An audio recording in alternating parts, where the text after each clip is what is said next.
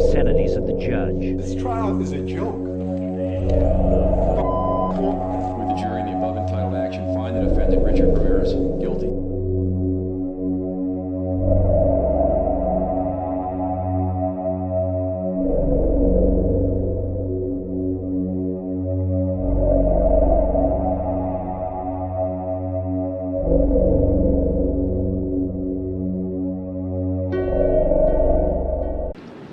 Let me ask you another way. I've heard that you get a lot of letters and have in the past gotten a lot of visits from kids, just kids that you don't know. Is that true? I am kids.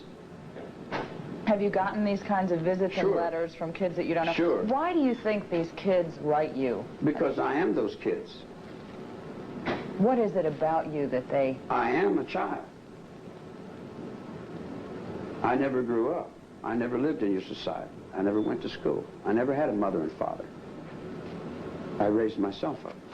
What do you think it is about you that makes people want to be a part of whatever it is you're a part of?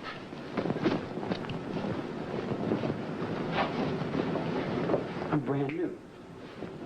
Everything I do is always brand new. I'm on the premise of reality. I walk a real road. I'm a real person inside.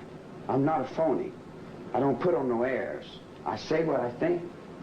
You see what I'm saying? Aren't you putting on an air now? Aren't you putting on an act for me? When you look it back, see if it's an air. See if where you get it. And someone sees it and goes by and they say, "Hey, how you doing?" I say, "Pretty good. How you be?" Where does it come from? Where does the energy and power come from? Who recharges your battery? You know what I'm talking about. Isn't this an act right now? What isn't an act? What isn't an act? So Look you at put yourself. on act? Are you an act? Sure, so are you. Well, all right, then. So we're all an act, Well, right? what isn't? The only thing that isn't an act is when someone gets killed.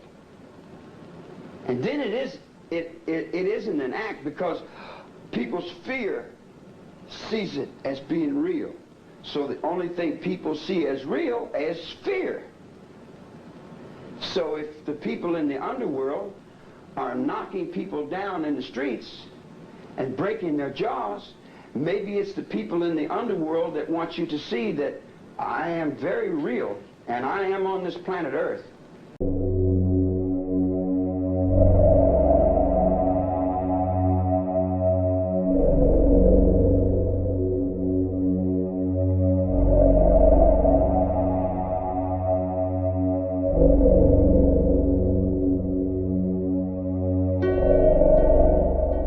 Jeff, do you remember your earliest experience and earliest interest, fascination with the inside of animals?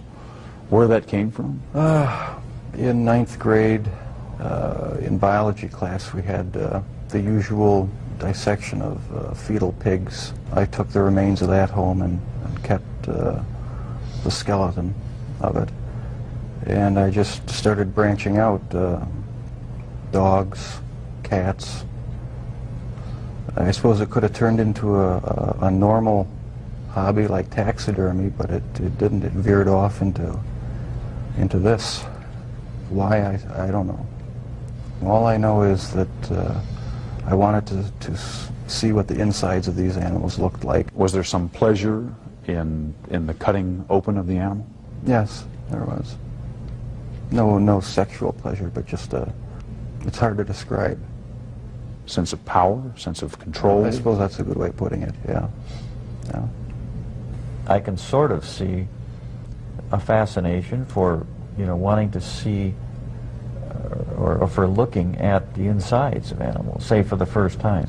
After you did it one time, what more is to be gained by looking at another dog's inside, the second or the third? I don't know. It became a compulsion, and it switched from animals to humans. I still don't understand it. I don't know why. What would you do with the dead animals, Jeff? You would pick the carcasses up from the road and take them back into the woods. Take them back in the woods, skin them sometimes, slit them all the way open, look at the organs, feel them. There was a sort of general excitement for me. I don't know why.